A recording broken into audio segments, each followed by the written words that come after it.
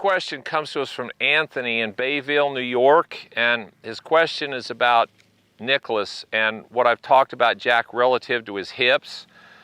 And Jack, when I've talked to him, and I've actually put my hands and been able to feel him make a swing, which most people have never had the chance to do, to see how he moves, because then I can actually monitor. And it was interesting the first time I did it, when he set up to the ball and he started to make a backswing, when he started back, how hard and how aggressive he pushed this hip back and how far it went back. And he said one of his keys has always been to get his right hip out of the way as far as he could to create as much space as he could. So he got his hip out of the way to create as much space in here so he could get his arms in there. The other thing Jack was big on, where Grout, his teacher, when he was younger, told him he wanted him to reach for the sky as high as he could go, because if he got his hip out of the way and he got his arms up here, then there was all of this down that created all this force and potential speed. Now I find it really interesting what's happened with golf. And if you trace how golf evolved and how it started in suit coats and tweed coats with buttons and how they swung and the clubs and the shafts, and then when it changed to steel and the suit coats came off and this and that and the other, well, we also went through a transition there in the 80s where everybody was trying to take all this motion out. They were trying to trap their arms against their side, stabilize their hips, coil against their lower body, fire, and they got into all this taking out what they called unnecessary motion. And that went through kind of a phase. Well, guess where it is now? Now you look at Justin Thomas, you look at Dustin Johnson, you look at Koepka, you look at Adam Scott, you look at Paul Casey, you look at, you just keep going.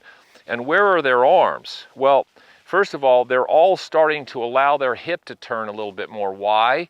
Because if their hip moves and turns, they can get a bigger shoulder turn, which gives them more space, and then they're getting their arms a lot higher again. Why? Well, if my arms go up, then that's gravity. And what are they trying to create when they start their change of directions?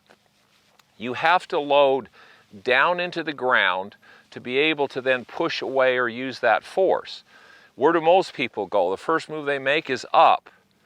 So if my arms go up, then when they start to come down, the tendency, the instinct is going to be for me to move down and then hit, because then I've pressured the ground.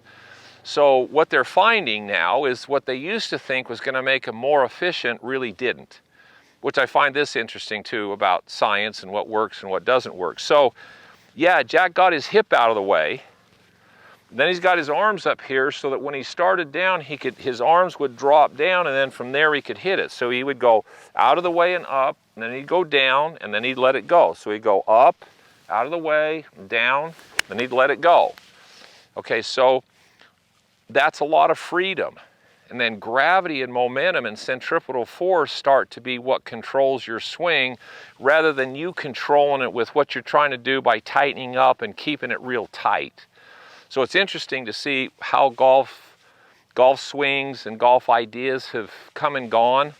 What's interesting though is when you start to understand the human body, you understand these forces that are around you, it starts to get pretty simple, because there's only one or two ways you can actually do that where all that's in harmony. And you start fighting either the body or these forces that are around us, yeah, it might create something, but you're going to lose something over here. So good question. Jack's been amazing with his instincts and what he did his whole career.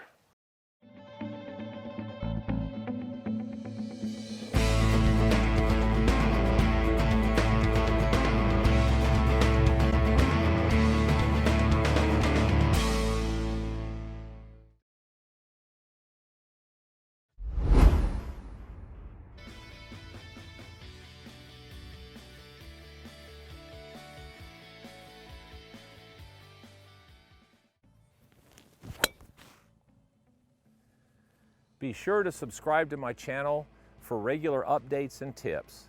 Thanks for watching.